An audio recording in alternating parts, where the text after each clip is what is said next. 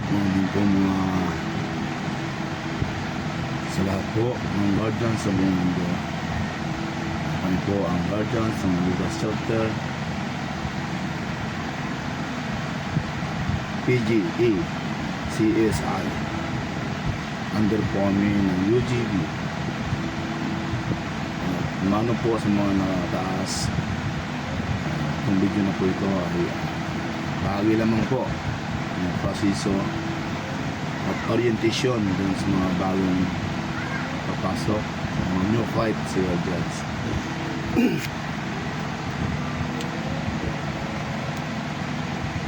Ipinapaliwanag lang po dito kung anong mga benepisyaryo at benepisyari ang nakaloob sa pagpasok nila sa guardians in case of emergency.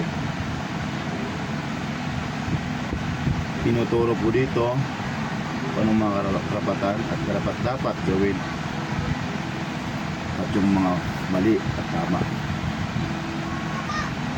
para sa ganun po ay hindi sila maging lousy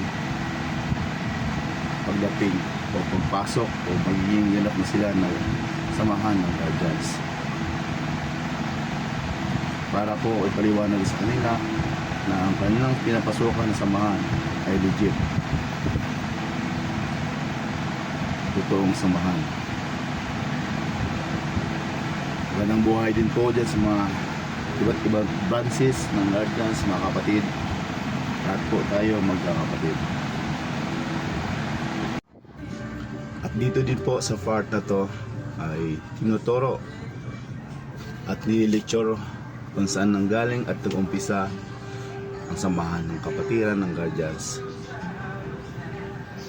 Tinuturo dito at itiyatatak sa isip nila kung paano magiging guardians, ito sinong bumuo at paano nagsimula, para sa ganun alam nila na ganun at hindi bastang-bastang guardians ang pinasukan. Totoong samahan, totoong kapatiran. Binibigyan sila ng rules of regulation at batas ng guardians kung paano nila susundin.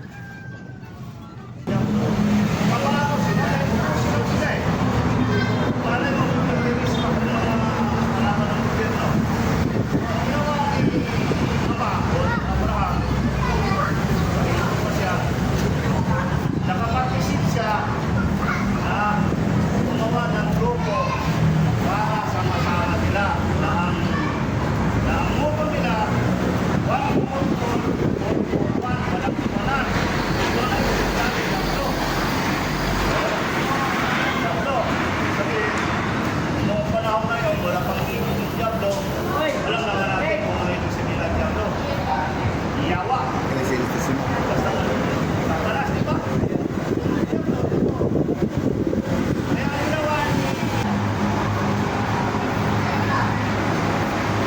Dito po sa kwarto ito,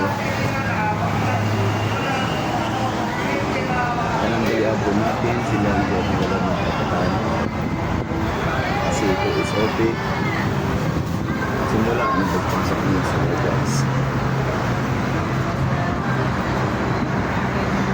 Talanggayan nila silang karapatan sa sarili nila. Ang may karapatan niyan sa bibigla sa loob. Receptionist or pagpasok nila sa kapatiran at kapaisang guardians.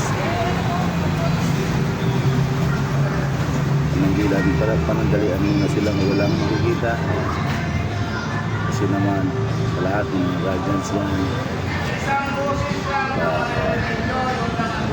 seniority at malataas at patungkulan sa guardians. Alam po nila na SOP po ito sa pagpasok sa samahan.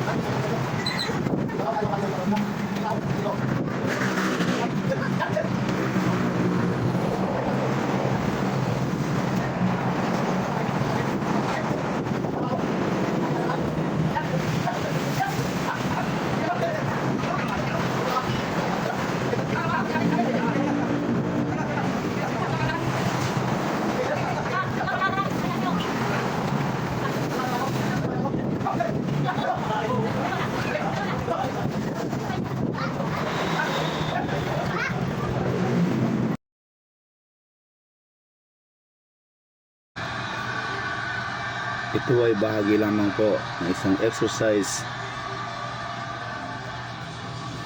para magising ang kanilang katawan.